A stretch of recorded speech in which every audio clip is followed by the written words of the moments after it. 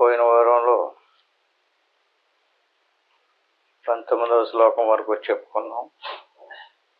ఇప్పుడు 20వ శ్లోకం నుంచి ఇంక 20 శ్లోకాలే ఈ అధ్యాయం. ఈ శ్లోకాన్ని వివరణ చేసుకునే ముందు ఒకసారి సంక్షిప్తంగా మొదటి నుంచి ఒకసారి చెప్పుకుంటూ వద్దాం. మీకు చాలాసార్లు చెప్పాను, భగవద్గీతలో 2 అధ్యాయాలని అందరూ కంఠస్థం చేస్తారు. ఒకటి 15వ అధ్యాయం, ఇంకొకటి 12వ అధ్యాయం. ఎందుకంటే తక్కువ శ్లోకాలు, ఎక్కువ సారభూతమైనటువంటివి అన్నమాట. ఈ అధ్యాయాన్ని భక్తి యోగం అంటారు, దాన్నేమో పురుషోత్తమ ప్రాప్తి యోగం అంటారు. 15వ అధ్యాయం ఒకసారి చూసుకుంటే వెళ్దాం. ఈ అధ్యాయంలో అర్జునుడు అడిగేటటువంటి ప్రశ్నను పట్టుకుని మనం శ్లోకాలు వివరణ చేసుకోవాలి. ఏమి అడిగాడైనా, ఏవం సతతం యుక్తాయే భక్త్యా త్వాం పర్యుపాసతే. ఇప్పుడు చాలామంది భక్తులతోటి భగవంతుని ఉపాసన చేస్తున్నారు కదా, అందరూ చేస్తున్నారు అలా. ఏవం సతతం అంటే ఎప్పుడు కూడా, ఎల్లప్పుడూ. యుక్తాయే అంటే ఇంద్రియాదులను నిగ్రహించుకుని అనేక రకాలైనటువంటి శ్రమలకు ఓర్చుకుని భగవంతుణ్ణి యుక్తితోటి ఉపాసన చేస్తున్నారు. ఏవం సతతయుక్తాయే, ఆ చేసేటటువంటి విధానంలో భగవంతుడి మీద భక్తి కూడా ఉంది. భక్తియా స్వాం పర్యుపాసతే. అయితే ఇంకొక ఉపాసన కూడా ఉంది మనం చేసేటటువంటి. ఏషాప్యక్షరం అవ్యక్తం తేషాంకే యోగవద్విత్తమామ. అంటే బహిర్ముఖంగా చేసేటటువంటి వాటిలో ఒక ఆకారాన్ని చూపించారు, దానికి ఒక విగ్రహాన్ని తయారు చేసుకుని దానికి పూజలు పునస్కారాలు వేరే వేరే విధానాల్లో చేస్తున్నారు. అంతర్ముఖ బుద్ధితో నిరాకారమైనటువంటి అక్షర పరబ్రహ్మ స్వరూపాన్ని ఆరాధించేటటువంటి వాళ్ళు ఒక శాఖ. అది తెలియలేనటువంటి వాళ్ళు కేవలం నామరూపాదులతో కూడుకున్నటువంటి ఒక ఆకారాన్ని కల్పించుకుని దానిని పూజించేటటువంటి వాళ్ళు. అంటే 2 సిద్ధాంతాలు అయింది. మతమేమో ఒకటే, కానీ వాళ్ళు ఆరాధించేటటువంటి విధానంలో డైరెక్ట్గా దేవుడిని కాదు, ఆ దేవుడికి ప్రతీకగా ఏర్పాటు చేసినటువంటి ఒక విగ్రహాన్నో మరోదాన్నో దాన్ని ఇంక దేవుడిగానే భావన చేసి విగ్రహంగా చూడకూడదు. అక్కడికి దేవుడిగానే భక్తితో ఆరాధన చేస్తున్నారు. ఏళ్ళు వాళ్ళు కూడా సతతం యుక్తయే పర్యుపాసతే. ఈ 2 సిద్ధాంతాల్లోనే ఎవరిది గొప్ప, ఎవరిది కరెక్ట్, దేనివల్ల ఎక్కువ ప్రయోజనం అవుతుంది, ఇది ఇక్కడ ప్రశ్న. దీనికి ఇక్కడ 2వ అధ్యాయంలోనే చెప్పాడు ఈయన స్పష్టంగా. ఏమని? మయి ఆవేశ మనోయేమాం నిత్యయుక్త ఉపాసతే.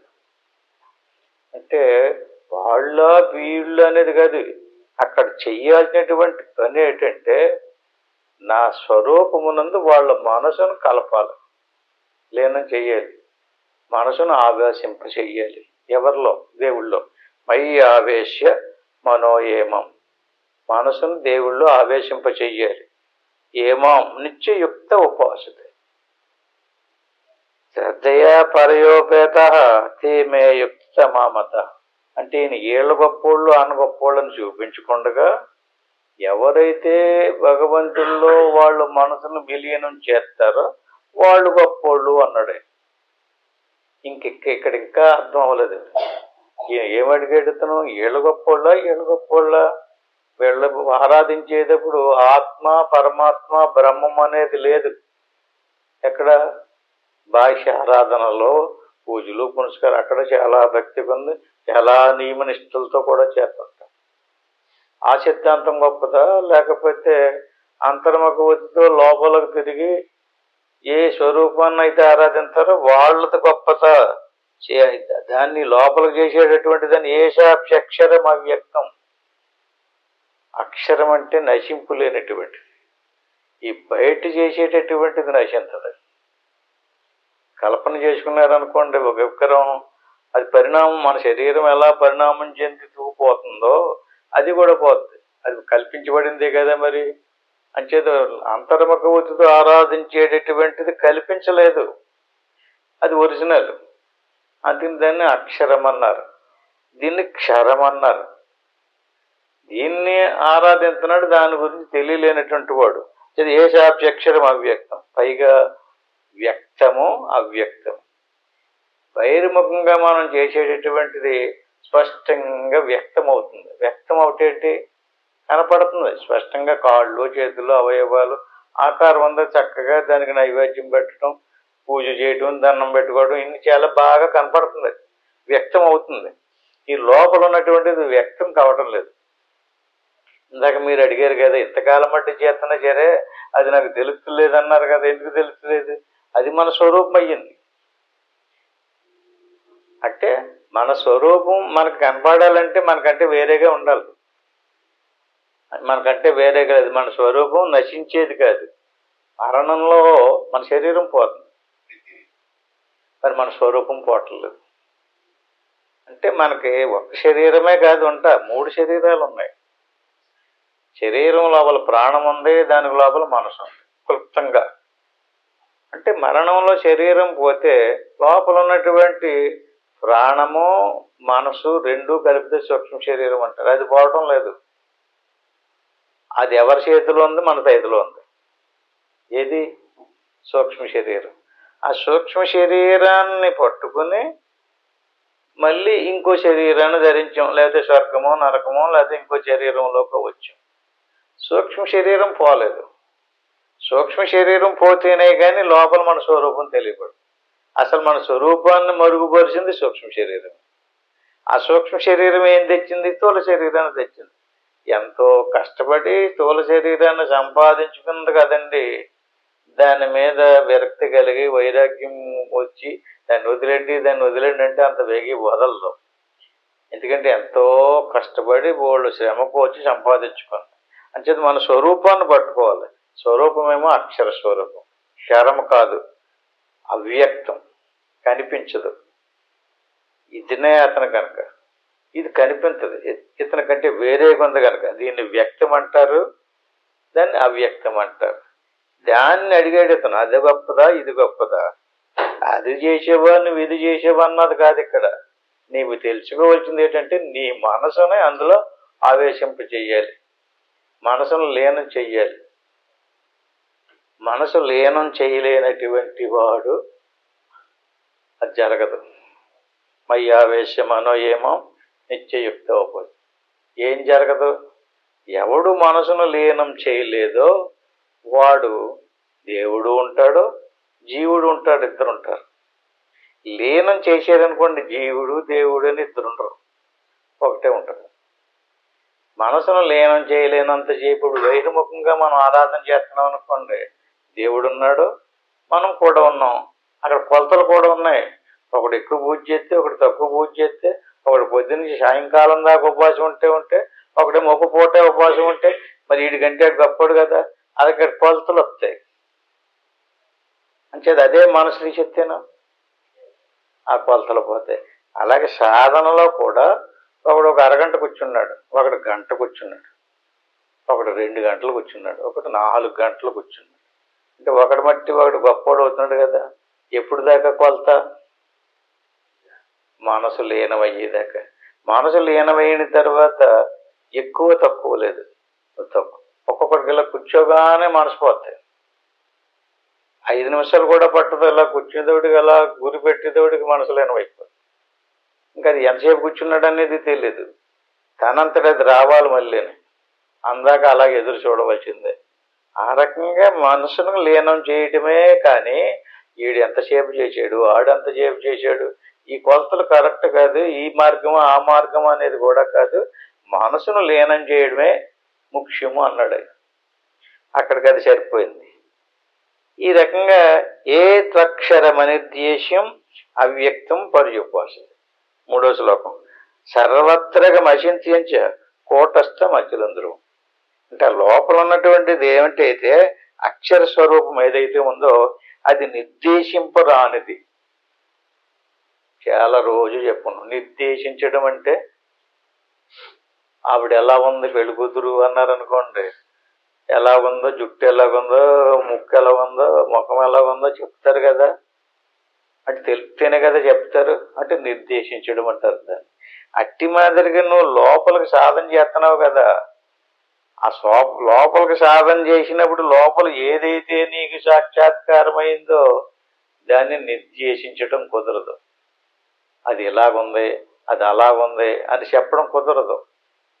ఎందుకంటే అదే ఇతను. ఎందుకని? అవ్యక్తం పర్యుపాసితి, నిర్దేశింపడానికి వీలు లేనటువంటి స్వరూపం నీ స్వరూపం. నేనున్నాను అంతే. నేనున్నానన్నటువంటి దానిని నువ్వు గట్టిగా పట్టుకుని ఉండడమే జ్ఞానంతో. సర్వత్రగా మసించ కూటస్థ మధ్యలో ధ్రువం, అది ఎప్పుడూ ఉంటుంది. ధ్రువం అంటే ఎప్పుడూ ఉంటుంది. కూటస్థం అంటే కదలదు. శరీరము కదులుతుంది, ప్రాణం కదులుతుంది, మనసు కదులుతుంది. కదిలికోది తరిగిపోద్ది, మారిపోద్ది. బాజు నుంచి ముసలితనం వచ్చేటోడికి దాని రూపం అంతా మారిపోద్ది. ఈ రకంగా బయటికి కనిపించేటటువంటిది ఏదైతే ఉందో అది పరిణామం చెందుతూ పోతుంది. లోపల ఉన్నటువంటిది ఏంటంటే చింతించడానికి వీలు లేదు. ఉన్నదని తెలుసుకోవాలి తప్ప సర్వత్రగా మసింతించ. ఎందుకంటే మీలోనే కదా, అందరిలోనూ ఉంది. సర్వత్రగా మసింతించ. కూటస్థం అచలం ధ్రువం, కథల్లో ఎప్పుడూ ఉంటుంది. కూటస్థ స్వరూపం. శం నియమ్యేంద్రియ గ్రామం సర్వత్ర సమబుద్ధయ్య. దాని మీద నీ బుద్ధిని కేంద్రీకృతం చేయమంటున్నాడు. దాన్ని పట్టుకో. త్రేపాప్నువంతి మామేవ సర్వభూత ఇతే రథః. హితం అంటే మేలు, ప్రయోజనకరం, నీకు మేలు జరిగిద్ది. దాన్ని పట్టుకో. నీ బుద్ధితోటి అంటే మనసుతోటి అనలేదు, మనసును లీనం చేసేయి. మనసును లీనం చేసేసినప్పుడు మనసులో ఉన్నటువంటి మాలిన్యం పోతే బుద్ధిగా మారుతుంది. బుద్ధి లేదా అంటుంటాం, మన మనసు లేదా అనం. లేదా బుద్ధిగా మారిందనుకోండి, అంతఃకరణం శుద్ధమైతే దాన్ని బుద్ధి అంటారనమాట. అటువంటి బుద్ధితో ఈ సర్వభూత అంటే అందరిలోనే ఉండేటటువంటి ఆ స్వరూపాన్ని గురు పెట్టుకు చూడమన్నాడు. అయితే ఈ రకంగా చేసినటువంటి వాడికి మళ్ళీ ఇంత కష్టంగా చెప్పినప్పుడు కూడా ఇంకొక ప్రశ్న వచ్చింది 5వ శ్లోకంలో. క్లేశో అధికతరస్తేషం అవ్యక్తాసక్త చేతసం. మీరు చెప్పేది సులువుగానుంది, మనసు లీనం చేయాలి, ప్రాణాన్ని లీనం చేయాలి అంటున్నారు కదా. ఈ బహిర్ముఖంగా చేసేటటువంటిది చక్కగా ఉపవాసం ఉండొచ్చు, స్నానం చేయొచ్చు, ప్రదక్షిణాలు చేయొచ్చు, నైవేద్యం పెట్టచ్చు, దండం పెట్టుకోవచ్చు, పూజలు చేస్తున్నాం కదా, సులభంగా ఉంది. ఏది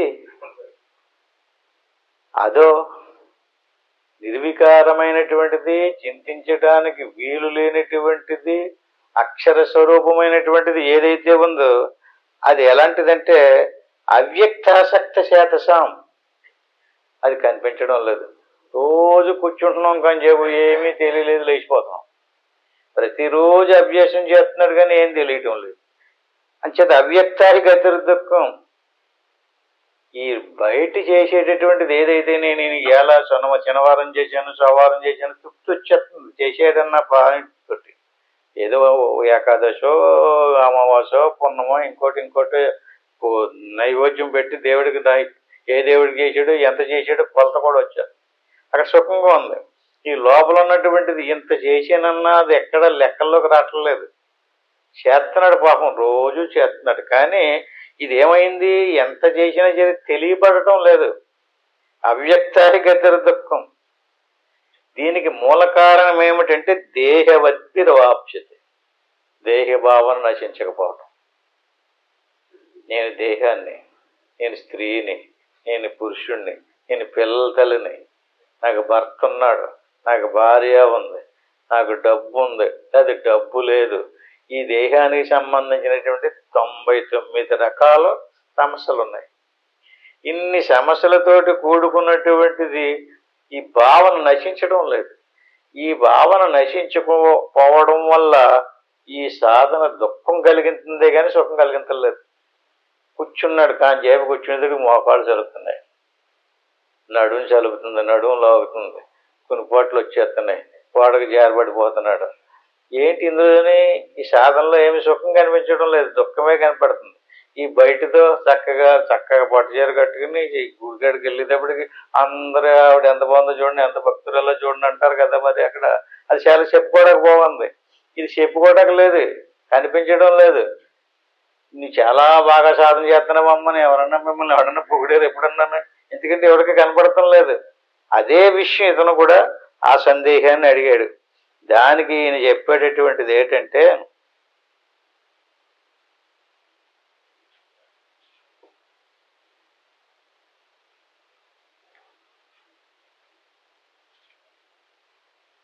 ఆరో శ్లోకం, ఏతు సర్వాణి కర్మాణి మయి సన్యస్య మత్పరః.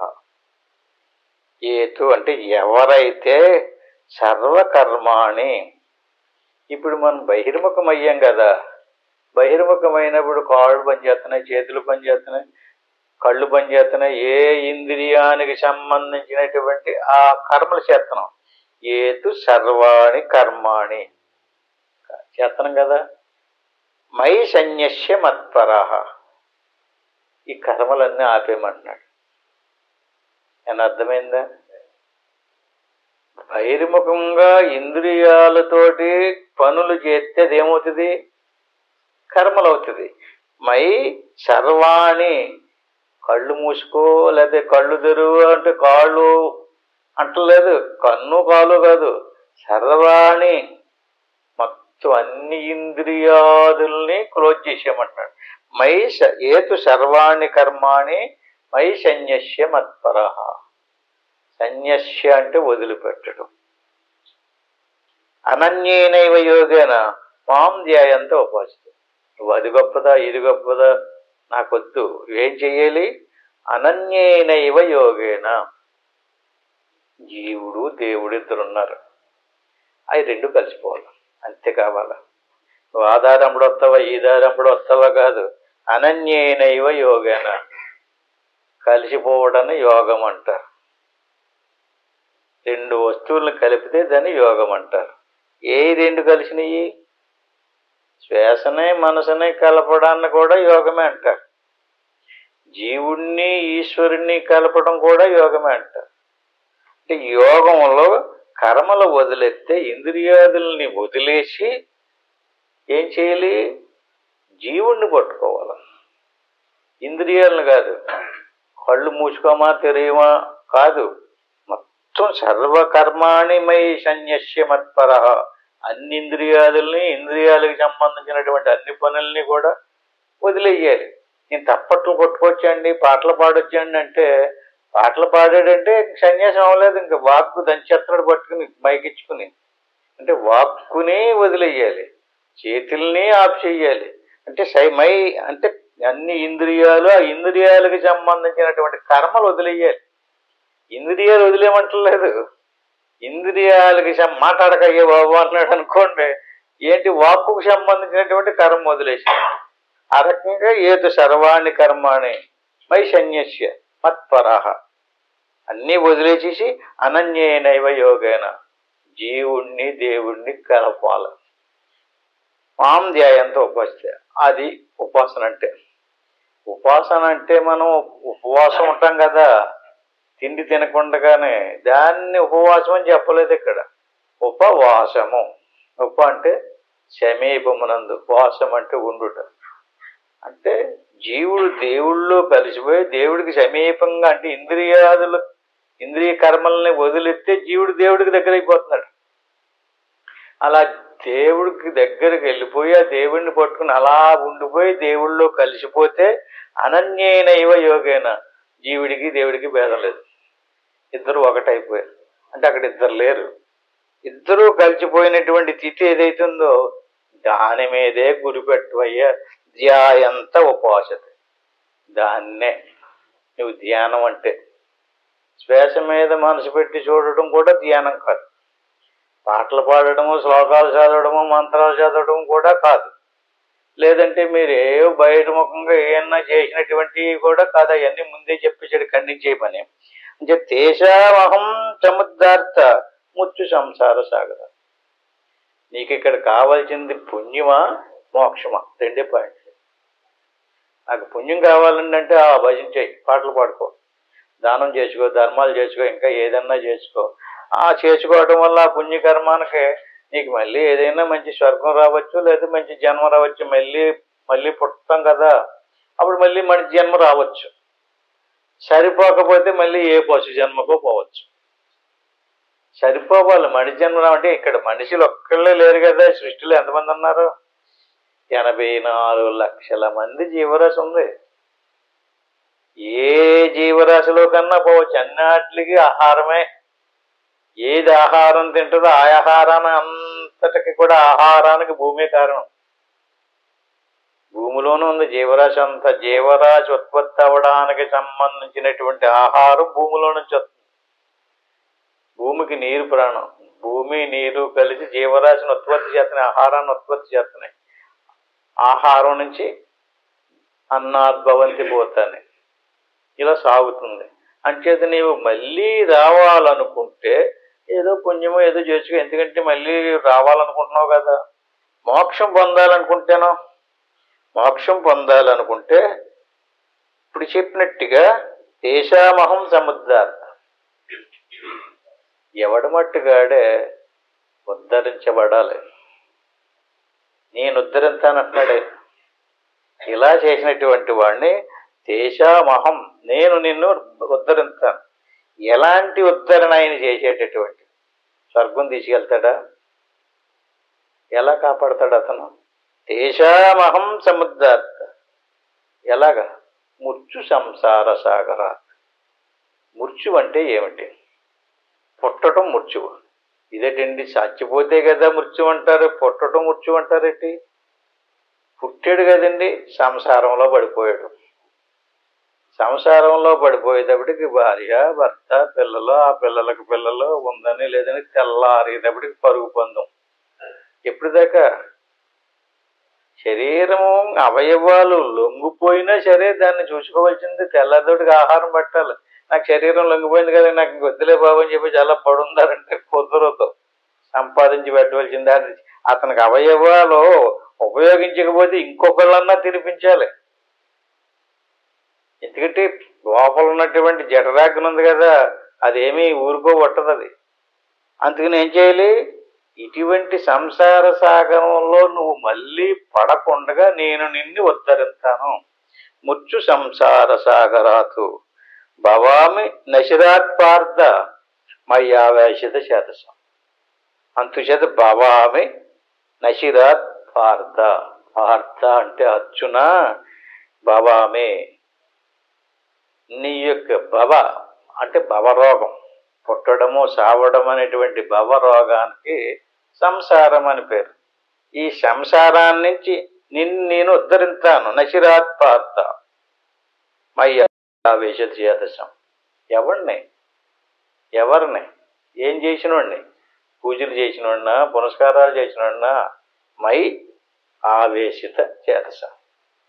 నాలో ఎవడు మనసు విలీనం చేశాడో వాడిని నేను మృత్యు సంసారాన్ని నుంచి ఉద్ధరిస్తాను. మయ్యేవ మనాదత్వ మై బుద్ధిం నివేశయ. చూడండి మళ్ళీ 8వ శ్లోకం. మయ్యేవ మనాదత్వ. మై అంటే నా స్వరూపమునందు నీ మనసును ఉంచు. నీ మనసును నా స్వరూపమునందు గురి అంటే శ్వాస మీద మనసు పెట్టామండి. మనసుని శ్వాసను వదలకుండా అలా గరుపెట్టి ఉంచామనుకోండి, మనసు శుద్ధమవి బుద్ధిగా మారిపోతుంది. మై బుద్ధి నివేశి. అప్పుడు ఆ బుద్ధిని నాకు నివేశించు. ముందు మనసును పెట్టు, ఆ తర్వాత బుద్ధిని నాలో కలుపు. నివశిష్యమయ్యేవా. నీ బుద్ధి ఎప్పుడైతే నాలో లీనం చేసావో అప్పుడు నువ్వు నివశిష్యమయ్యేవా. నువ్వు నాలో లీనమై ఉంటావు. నివశిష్యసి ఎక్కడ నివాసం? నీ చోటు దేవుళ్ళో.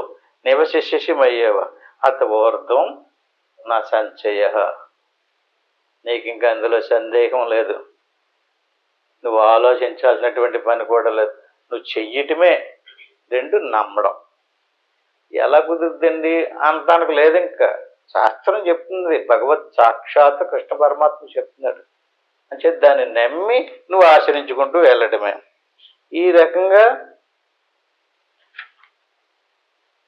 అదచిత్తం సమాధాతం నా శక్నోసి మైత్తిర్. ఈ 4-5 రోజులు బట్టి మనం రోజు చిత్తము మనసు బుద్ధి వాడుతున్నాం. అదచిత్తం సమాధాతం నా శక్నోసి మహేశ్వర్. ఇందాక మనసుని చెప్పాడు, మళ్ళీ బుద్ధిని చెప్పాడు, ఇప్పుడు చిత్తాన్ని చెప్తున్నాడు. అదచిత్తం సమాధాతం నా శక్నోసి మహేశ్వర్. అభ్యాస యోగేనతతో మామిచ్చాప్తం ధనంజయ. అంటే ఇప్పుడు మనం వింటున్నాం, చూస్తున్నాం, తింటున్నాం, వెళ్తున్నాం, వస్తున్నాం. ఏటిలతో చేస్తున్నాం? ఇంద్రియాలతోటి. అంటే ఇంద్రియాలతోటి మనం ఏదైనా తిన్నామనుకోండి, ఆ తిన్నటువంటి పదార్థం ఏ రుచిలో ఉందనేది మనకు తెలిసిపోతుంది. ఆ తెలిసినటువంటి జ్ఞానం చిత్తంలో రికార్డ్ చేసింది. అలాగ వాసనలు కానీ, తినినటువంటి పదార్థం కానీ, చూసినటువంటి దృశ్యం కానీ, వినినటువంటి శబ్దం కానీ, ఇలాగ ఏమేమైతే ఉన్నాయి వీటికి సంబంధించినటువంటి విషయాదులన్నీ ఎక్కడ రికార్డ్ అయ్యిందో దానికి చిత్తం అని పేరు. దాన్ని చిత్తకోశము అంటారు. చిత్తకోశం అంటే బ్యాగ్ సంకకు తగిలించుకుని వస్తున్నారు కదండి. ఎందుకని? ఆ బ్యాగ్లో ఏవో పెట్టుకుంటారు, డబ్బులో ఎత్తువాలో లేకపోతే జేబుతువాలో ఇంకోటి ఏవో పెట్టుకుని వస్తుంటారు కదా, దాన్ని కోశం అంటారు. లేకపోతే పర్సు, అది కోశమే. ఎందులో డబ్బులు పెట్టుకోవడానికి పర్సు పట్టుకొస్తుంటారు. అలాంటి కోశం లాంటిది, పర్సు లాంటిది అనమాట చిత్తం. ఆ కోశంలో పర్సులో, మన పర్సులో ఎన్నో పట్టవు. ఆ చిత్తం ఉంద చూసి చిన్నప్పుడు కాడి నుంచి అందులో రికార్డ్ చేసి పెడుతుంటే నిండటం లేదు. అది చాలా ఆశ్చర్యకరమైన ఈశ్వర సృష్టి. చిన్నప్పుడు కాడి నుంచి ఎక్కడెక్కడ తిరిగామో, ఏమేం చేసామో అన్నీ అందులో రికార్డ్ అయిపోయింది. అది చిత్తం సమాధాతం. నీ చిత్తం చెరిపేయి, సమాధానపరిచి విని, సత్సంగి విని, సాధన చేసి ఇది అని విన్నావు కదా, అప్పుడు నీ చిత్తకోశాన్ని శుభ్రం చేసి, చిత్తకోశాన్ని శుద్ధం చేసేస్తే నీ మనసు కంట్రోల్లోకి వచ్చావు. మనసు కంట్రోల్లోకి వస్తే బుద్ధిగా మారిపోతుంది. బుద్ధి దేవుళ్ళలో వినబెట్టడానికి బుద్ధి దేవుడిని పట్టుకుని వదలదు. ఇంకా శుద్ధం అవుతే. ఇప్పుడు లక్ష్మీదేవి విష్ణుమూర్తిని పట్టుకుని వదలదండి, అవునా? శుద్ధమైనటువంటి బుద్ధికి లక్ష్మీదేవి అని పేరు. అంటే శుద్ధం కాలేదనుకోండి, చంచలంగా ఆ ఊరు అమ్మడనో ఈ ఊరు అమ్మడనో పోతుంది. అట్టి మాదిరిగా బుద్ధి చిత్తమైందంటే పరమాత్మ పట్టుకుని వదలదు. అందుకని నువ్వు ముందు చేయవలసింది ఏంటంటే నీ చిత్తాన్ని శుద్ధం చేయి. నా చెక్కును వచ్చి మైతీరం. నీకు ఎప్పుడు చిత్తం శుద్ధమైపోయిందో భగవత్ స్వరూపాన్ని పట్టుకుని స్థిరంగా ఉంటుంది. అలాగ నీవు స్థిరం చేయలేకపోతే, నీకు శక్తి లేకపోతే, నా చెక్కునోసి మైతీరం, నా వల్ల కావడం లేదండి, నా చిత్తం శుద్ధమవుతులేదు, మలినమైపోయింది, దాని నిండా ఎన్నో విషయాలు అయిపోయినాయి అంటే దానికి వేరే నేనేమీ చేయలేను. దానికి ఒకటి ఉపాయం ఏంటంటే అభ్యాస యోగేన తతో మామిచ్చాప్తం ధనంజయ. నువ్వు ప్రతిరోజు విను అంతే, దానికి మార్గం ఏమీ లేదు. ఇంక ప్రతిరోజు అభ్యాసం చేయి, ప్రతిరోజు సాధన చేయి. ఏదైనా ఒక పుస్తకం తీసుకుని చదువు, ఏదన్నా కొంచెంసేపు సత్సంగం యూట్యూబ్లో పెట్టుకుని ఆలోచించు, సాధన చేయి. అంతేగాని మళ్ళీ భాష సంబంధమైనటువంటి విషయాల్లోకి వెళ్ళిపోతామనుకో, అభ్యాసే అసమర్థోషి మత్కర్మ పరమోభవ. నాకు అలాగే వినడానికి కూడా నా మనసు అంగీకరించలేదండి, నాకు ఖాళీ దొరుకుతులేదండి, మా పిల్లోడు నన్ను చదువుకోనక్కర్లేదు, నా మనోడు సత్సంగానికి రానక్కర్లేదు. ఎవడు కాపాడతాడండి అన్ని? దేవుడు కాపాడతాడా? అభ్యాసోసి అసమర్థోషి. నేను అసమర్థుండండి, నా వల్ల కావడం లేదండి, మా ఆయన రానక్కర్లేదండి, అది మా ఆవిడ రానక్కర్లేదు, వంకలండి ఇవన్నీ. నీ బుద్ధి పూర్తిగా మారిపోతే నువ్వు ఎక్కడికి రావాలి? నువ్వెక్కడికే రావక్కర్లేదు. నువ్వెక్కడున్నావు అక్కడే మదర్థమపి కర్మాణి కుర్వంచిద్దిన్ మవాప్యతి. భగవత్ సంబంధితమైనటువంటి కర్మలు చేయి. నీ పనులు చేసుకుంటూ కూడా, ఇప్పుడు చెంట పిల్లోడు ఏడుస్తున్నాడు అనుకోండి, ఆ ఏడ్చి కుర్రోని భుజం మీద వేసుకుని ఎలాంటి పాటలు పాడతారండి? జో అచ్యుతానంద జో జో ముకుంద. ఏంటండి ఎవరి పాట అది? ఈ కుర్రోడి పాట అది. అచ్యుతానందుడు అంటే దేవుడిని పాడుతుంది, దేవుడి భుజం మీద పడుకోబెట్టుకుని పాడుతున్నట్టుగా. అంటే ఏమైంది అక్కడ? అక్కడ కుర్రోడి భావం లేదు, దేవుడి భావంలోకి వెళ్ళిపోయింది. అది మదర్థమపి కర్మాణి. ఆ రకంగా మన పని చేసుకునేటప్పుడు, వండుకునేటప్పుడు, తినేటప్పుడు, దంచుకునేటప్పుడు భగవత్ సంబంధమైనటువంటి దేవుడి మీద మనసు పెట్టి పాడే పాటలు ఉన్నాయి. మదర్థమపి కర్మాణి. అలాగన్నా ఎందుకంటే నీకు ఎలాగా నువ్వు కాపాడడానికి నాకు అవకాశం ఇవ్వాలి కదా. నీ బుద్ధిని మార్చుకో, నీ వాక్కును మార్చుకో, భగవత్ సంబంధమైనటువంటి పాటలు పాడుకో, భగవత్ సంబంధమైనటువంటి క్రియలు చేయి. మదర్థమపి కర్వాణి సిద్ధిం అవాప్యతి. ఎప్పుడు చెప్పాడండి ఈ మాట? ఎప్పుడు చెప్పాడు? నీవు సాధన చేసుకోలేకపోతున్నాను, సత్సంగాలు వినలేకపోతున్నాను, నా బుద్ధి గ్రహించలేకపోతుందంటే నింపాదిగా ఉపవాసం ఉండి అలా ఏదైనా పూజ చేసుకో, దేవుడిని గురించి విను. మదర్థమపి కర్మాని ఈ రకంగా చేసుకో. అదైతే అదభ్య శక్తి వచ్చి కర్తం మధ్యోగం ఆచరిస్తారు.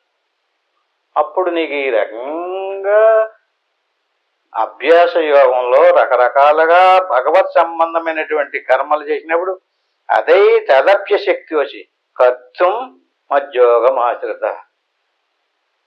తరుగు లేనటువంటి యోగ మార్గంలోకి వస్తాం. సర్వకర్మ ఫలత్యాగం. యోగంలో తప్ప ఇంకెక్కడా సర్వకర్మ ఫలం త్యాగం కాదు. యోగ మార్గంలో ఉండినప్పుడు శ్వాస మనసు ఆగిందనుకోండి, శ్వాస మనసు ఆగిపోతే తథాకుడు యథాత్మ, నువ్వు ఆత్మస్వరూపాన్ని అయిపోతావు. అంచేత నువ్వేం చేయాలి? సాధన చెయ్యాలి. ఎవడైతే సాధన చేశాడో అటువంటి వాడికి శ్వాస మనసు ఆగితే చాలు, సర్వకర్మ ఫలత్యాగం. సర్వకర్మలు నశించిపోతాయి, ఫలం నశించిపోతాయి. అప్పుడు నీకు జ్ఞానం కలిగిద్ది.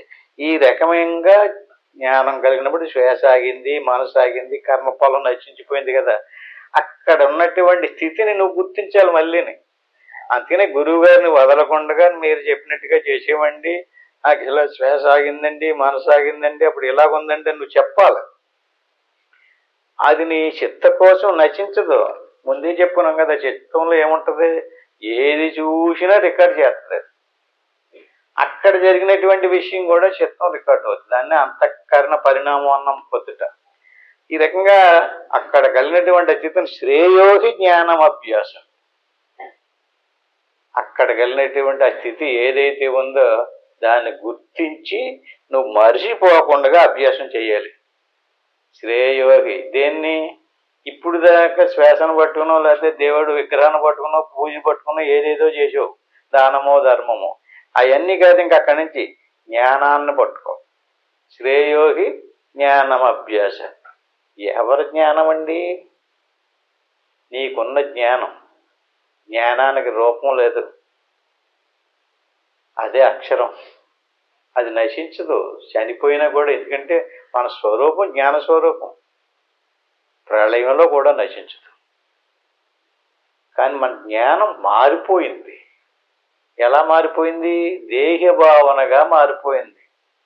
నేను పుట్టానండి, నేను పిల్లలు తల్లండి అంటుంది. అనేది ఎవరు? జ్ఞానం లేకుండా అనలేరు కదా. ఆ జ్ఞానం ఎందులో ఉంది? మనసులో ఉంది, చిత్తంలో ఉంది, అహంకారంలో ఉంది. అంటే సత్వగుణంతో నిర్మితమైనటువంటి ప్రతి దాంట్లోనే జ్ఞానం. వస్తువును వదిలేసి జ్ఞానాన్ని గుర్తించు. జ్ఞానాధ్యానం విశిష్యతే. అంచేత జ్ఞానాన్ని గుర్తించు, ధ్యానాన్ని పట్టుకుని అభ్యాసం చేయి. అది చాలా ఇంకా గొప్పది. జ్ఞానాధ్యానం విశిష్ట. ధ్యానాత్ కర్మ ఫలత్యాగ. ఆ ధ్యానంలో నీ కర్మలన్నీ ఫలం అంతా నశించిపోతుంది. త్యాగా శాంతి అనంతరం. ఇంకా అక్కడ మిగిలింది ఏంటి? శాంతి, సుఖం, ఆనందం. అది ఇంక జన్మ లేదు, సావు పుట్టుక లేదు. అటువంటి వాడికి అద్వేష్ట సర్వభూతానం మైత్ర కరుణ ఏవ చ నిర్మమో నిరహంకార సమదుఃఖ సుఖ క్షమి అద్వేష్ట, ఎవరిని ద్వేషించడు. ఎందుకంటే వస్తువుని దాటిపోయాడు అతను, వస్తురహితమైనటువంటి స్వరూపాన్ని చూశాడు. సర్వభూతానం,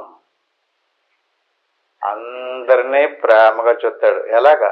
మైత్ర అంటే, మైత్రి అంటే స్నేహం, అందరినీ స్నేహంగా చూస్తాడు. కరుణయేవస, స్నేహంగా ప్రేమగా చూస్తాడు. కరుణ అంటే ప్రేమ. నిర్మమో నిరహంకార, మమకారం లేదు, అహంకారం లేదు. ఎలా ఉంటాడు అతను? నిర్మమో నిరహంకార, సమ సుఖ దుఃఖ క్షమి. వాడికి ఇంకా ఎక్కడ అహంకారం నశించిపోయిందో, ఎవడి మీద ద్వేషం లేదు, ప్రేమ లేదు. తన స్వరూపాన్ని పట్టుకున్నాడు. దేవుడికి తనకి భేదం లేదని తెలిసిపోయింది. సమ దుఃఖ సుఖ క్షమి. ఇంక జరిగేదంతా ప్రారంధాన్ని బట్టి జరుగుతుంది. అతని నిర్ణయం కాదు అది, దాన్ని మార్చడం కుదరదు. దేన్ని? ప్రారంధాన్ని మార్చడం కుదరదు. నీకు ప్రారంధంలో ఎలాంటి భార్య రావాలో, ఎలాంటి భర్త రావాలో, ఎలాంటి పిల్లలు పుట్టాలో, అలా నీ శరీరం ఎలాంటిది రావాలో కూడా నీ ప్రారంధాన్ని బట్టే ఉంది. దాన్ని మార్చేయాలని చెప్పి ఏ దేవుడి దగ్గరికి వెళ్ళి దేవుడా నన్ను ఇలా మార్చి అలా మార్చి అంటే మార్చడం కుదరదు. అంచేత ప్రారంధం తెలిసిపోయింది అతనికి, అది అతను బాధించదు. తెలియలేనంతసేపే బాధపడతారు. తెలిసింది కదండి ఇదంతా ప్రారంధమండి అని దాన్ని తేలిగ్గా దాన్ని వదిలేసి తన స్వరూపాన్ని పట్టుకుంటాడు అన్నమాట. సంతుష్ట సతతం యోగి, నిరంతరము సతతం అంటే ఎల్లప్పుడూ ఎలా ఉంటాడు? సుఖంగా ఉంటాడు. సంతుష్ట సతతం యోగి. యథాత్మ దృఢ నిశ్చయ. ఏది నిశ్చయం? భౌతికంగా జరిగేటటువంటి ఉండడము లేకపోవటము అనేది అంతా కూడా ప్రారంధాన్ని బట్టి జరుగుతుంది అనేటువంటి దృఢమైనటువంటి నిర్ణయంలోకి వస్తాడు. మయ్యర్పిత మనోబుద్ధి యో మద్భక్త శమే ప్రియ. ఈ రకంగా దృఢమైనటువంటి నిర్ణయం చేసుకుని జ్ఞానభావంలో యోగాభ్యాసం చేస్తూ ఎవడై ఆ మనసుని బుద్ధిని నాకు సమర్పించాడో అలాంటి వాడు ఎవడో నాకు ఇష్టం. మద్భక్త శమే ప్రియ. అంతేగాని పాటలు పాడినోడు పద్యాలు పాడేవాడు నాకు ఇష్టం కాదు. నాకు ఎవడిష్టం? మద్భక్త అంటే నా భక్తుడు. దేవుడు అంటే మనకు అందరికి ఇష్టమే. నేను దేవుడి భక్తుడిని అంటాడు, కానీ ఆయనకి మనం ఇష్టం అవ్వాలి. ఆయనకి మనం ఇష్టం అవ్వలేదు కదండి. ఎవడిష్టం? మయ్యర్పిత మనోబుద్ధి. మనసుని బుద్ధిని దేవుడికి ఎవడైతే సమర్పించాడో, ఏ మార్గంలో సమర్పించాడండి? సాధన మార్గంలో. యస్మాన్నో ద్విజితే లోకో లోకాన్నో ద్విజితే చేయ. అతనికి లోకం జడదట. అలాంటివాడికి లోకానికి అతను జడడు. ఎందుకంటే లోకంతో పని లేదు అతనికి.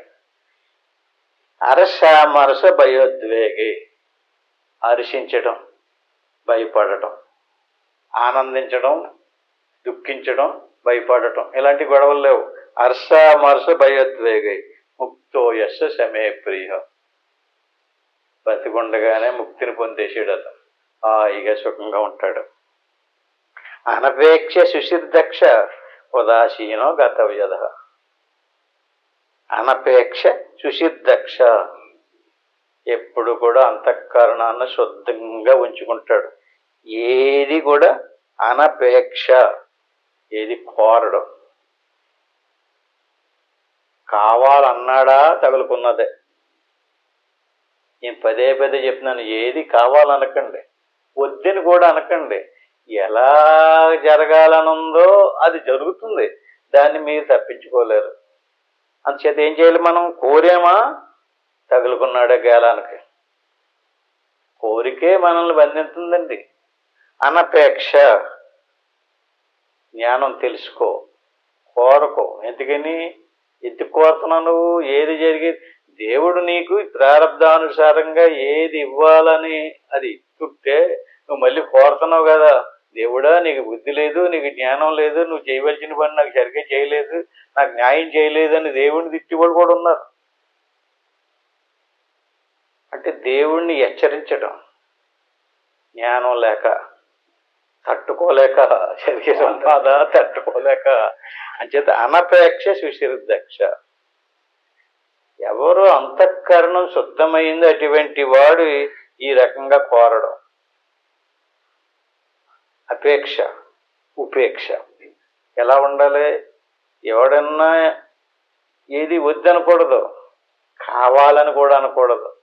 ఎందుకంటే ఈశ్వరాజ్ఞ ప్రకారంగా జరుగుతున్నటువంటి దాన్ని అనుభవించుకుంటూ వెళ్ళిపోవటమే అనపేక్ష సుశిరదక్ష. ఎలాగా అనిపించాలండి? ఉదాసీనంగా. ఉదాసీనం అంటే అలా మాట్లాడరేటండి అన్నారు అనుకోండి. అంటే ఏది పట్టించుకోవట్లేదు.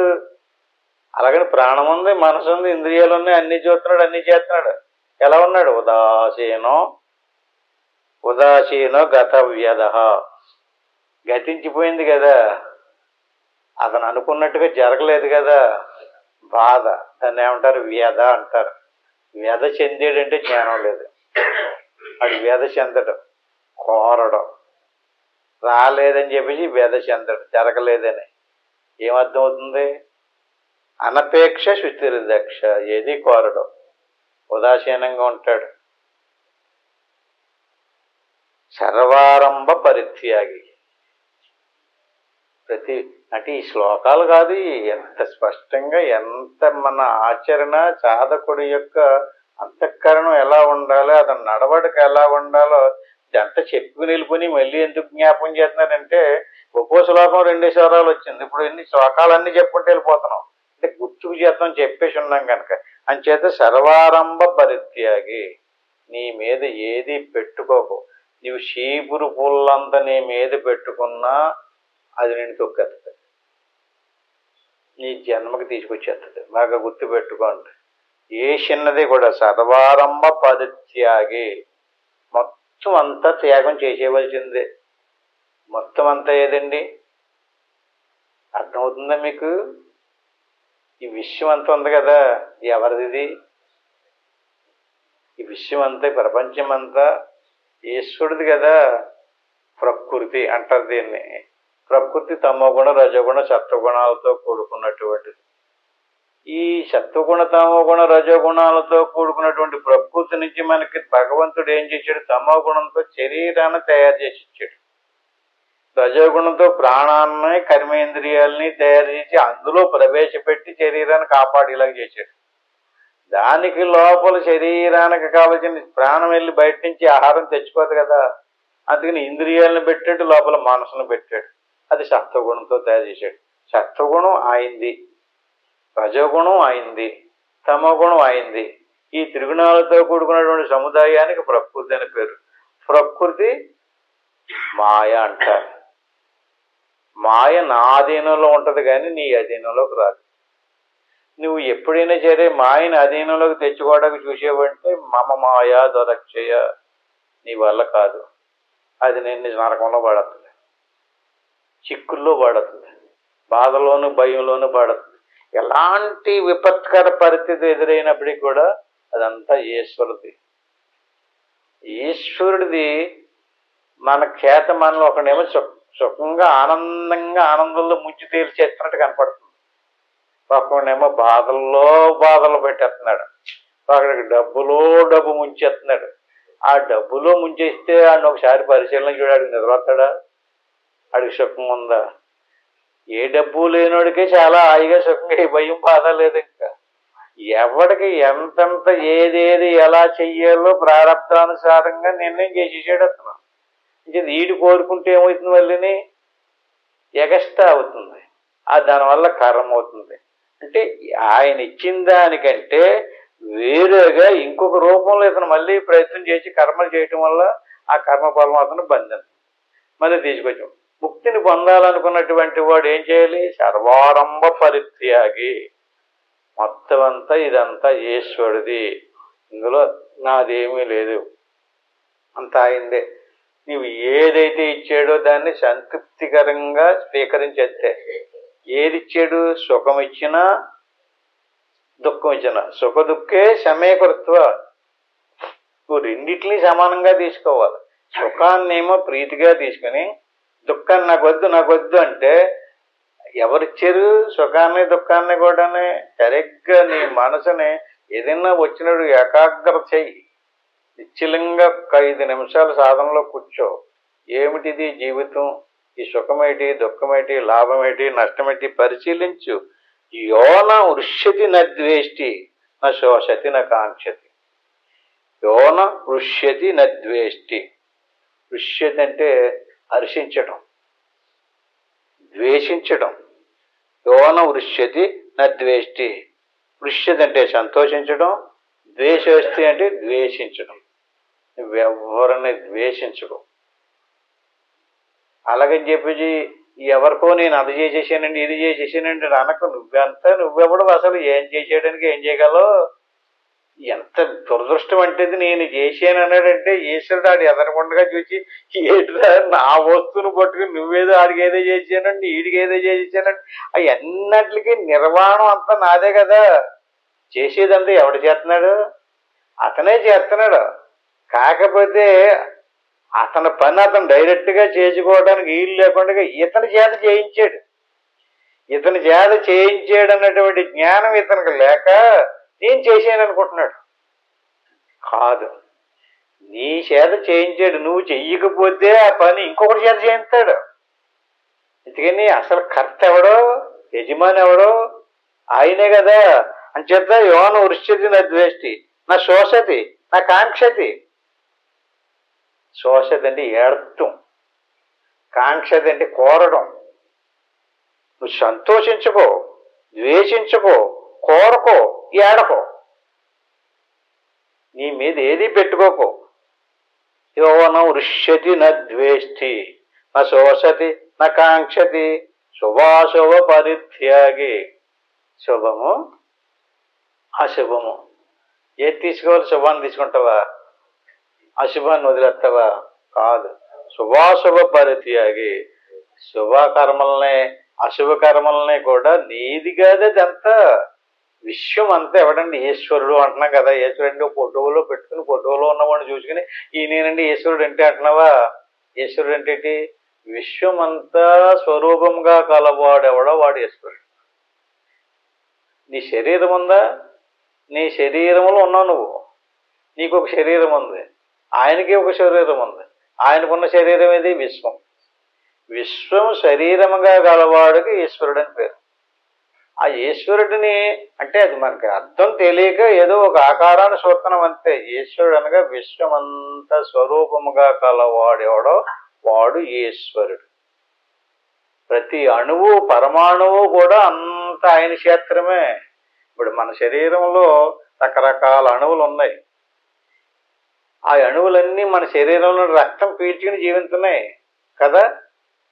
ఆ లోపల ఉన్నటువంటి అణువులన్నిటిని మనమే కదా నాయకులు. అవి ఏమనుకుంటున్నాయంటే ఈ చేతి కాడి నుంచి ఇదంతా నాది, ఈ కాలు కాడి నుంచి ఇది నాది అని చెప్పి లోపల దెబ్బలాడి సంసారాలు చేసుకుని పెద్ద డెవలప్మెంట్ చేసుకుంటున్నాయి. ఆ డెవలప్మెంట్ చేసుకునేటప్పుడు ఒకళ్ళ దాని మీద ఒకళ్ళ ఆటల మీద ఒకళ్ళు గొడవలు పడినప్పుడు మనకు అనారోగ్యం వస్తుంది. అనారోగ్యం రావడానికి, జ్వరం రావడానికి కారణం ఏంటనుకుంటున్నారు? ఇక దెబ్బలాడుకుంటున్నారు అనమాట. లోపల ఉన్నప్పుడు ఊపిరి రొంప చేసిందనుకో అది పెద్ద ఘర్షణ. లోపల కొన్ని రకాల అణువులు మన శరీరంలో ప్రవేశించి దెబ్బలాడుకుంటున్నాయి. అప్పుడు మనకి జ్వరం వస్తుంది. అన్నిటికి రోగాలకు అన్నిటికీ అదే కారణం. అట్టి మాదిరిగా మన శరీరంలో రకరకాల అణువులు ఎలా ఉన్నాయో అట్టి మాదిరిగా ఈశ్వరుడి శరీరంలో ఏనుగులు, గుర్రాలు, మనుషులు, పశువులు, గాడిదలు ఇవన్నీ ఆయన శరీరంలో ఉన్నాయి. చేత నీ శరీర ప్రాణమానసాదులతో కూడా నీ క్షేత్రం ఏదైతే ఉందో ఈశ్వరు శరీరంలోది. పదార్థం అంతా అయిందే. భూమి, జలము, అగ్ని, వాయువు ఎవరే? నీయా. దేంతోడు తయారైంది? పాంచభౌతిక దేహం. అంచేత శుభాశుభ పరిత్యాగి. శుభము అశుభము అన్నీ వదిలేసి ఎవడైతే యథార్థం తెలుసుకుని ఉంటాడో అటువంటి వాడు దక్షిమాన్యశ్యమే ప్రియ. అలాంటి వాడంటే నాకు ఇష్టం. ప్రియము, ప్రియుడు అంటారు, ప్రియురాలు అంటారు. అంటే ఏంటండి? అట్టి మాదిరికి ఎవరిని నాకు చాలా ప్రియం అంటున్నాడు? ఇలాంటి వాడు ఎవడైతే దొరుకుతాడో ఆడు నాకు ప్రియం. అంతేగాని ఇదంతా నాదండి, ఇదంతా నేనే చేశానండి, వీళ్ళందరూ నేనే ఉద్ధరించానండి అన్నాడు అనుకో, అలాంటి వాడి మీద ప్రేమ చూపించాడు ఆయన. అంచేత సమౌ శత్రౌష మిత్రేశ తదా మానావమానయో శీతోష్ణ సుఖ దుఃఖేషు సమసంగ వివర్జిత. సమౌ శత్రౌష మిత్రేశ. నీ మీద దెబ్బలాటకి కర్రచ్చి పంపించాడు శివ, ఆయన వచ్చాడు అనుకుంటున్నావు నువ్వు. కాదు, ఆడే పంపాడు. ఎందుకు పంపించాడు మరి? నువ్వేదో చేసావు. అలాగే ఒకడు నీకు ఉపకారం చేస్తానని వచ్చాడు కదా, ఆడిని ఎవడు పంపించాడు? ఆడే పంపించాడట. అంచేత సమౌ శత్రువశ మిత్రేశ. ఆ శత్రువుని మిత్రుడికి కూడా ఆయనే అడ్డం. మరి వీడి కర్మ ఎలా దొరుకుతుందండి? ఈ కర్మ అనిపించాలి కదా. శత్రువుని మిత్రువుని కూడా లేకుండా చేసేస్తే వీడి కర్మ అనిపించి ఇంట్లో పడుకుంటాడు, దిగడు మంచం. అందుకని శత్రువుల్ని మిత్రుల్ని తయారు చేసింది కూడా ఈశ్వరుడే. సమౌ శత్రువశ మిత్రేశ తదా మానవమానయోహో.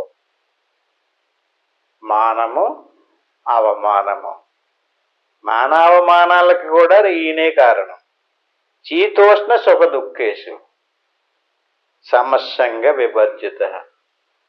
సుఖము దుఃఖము, మానము అవమానము, శత్రువు మిత్రువు, ఎన్నాటికి మూల కారణం మనం చేసినటువంటి కర్మఫలాలను బట్టి జరుగుతుంది కనుక తుల్య నింద స్తుతిర్మౌని సంతుష్టో ఏన కేనచిత్.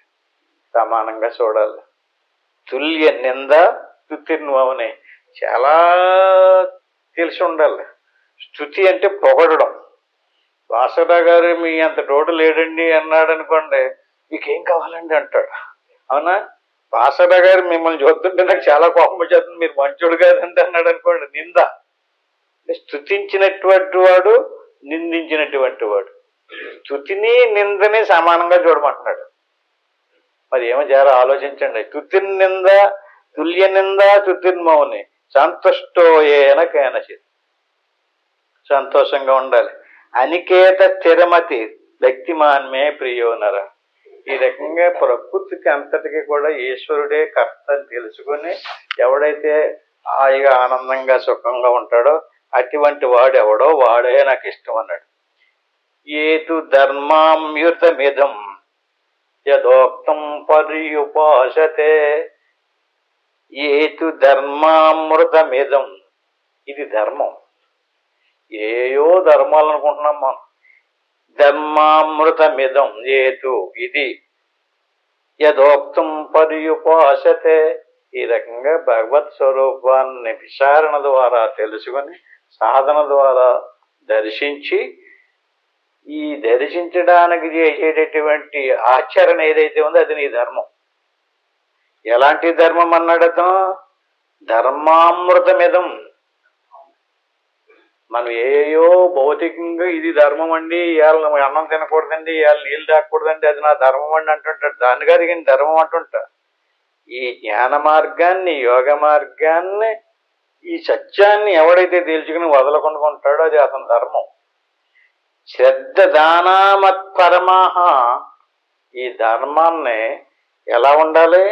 శ్రద్ధగా నిరంతరము అభ్యాసం చేయాలి. శ్రద్ధ దానామత్పరమాహ భక్తాశ్చైవ మే ప్రియాః. ఈ రకంగా నిరంతరము శ్రద్ధగా భక్తితోటి అభ్యాసం చేస్తాడో ఎప్పుడన్నాడో అటువంటి వాడు నాకు ప్రియం. చదా మళ్ళీ ఒకసారి ఏతు ధర్మామృతమిదం యథోక్తం పర్యుపాసతే. దీన్నే తెలుసుకోండి.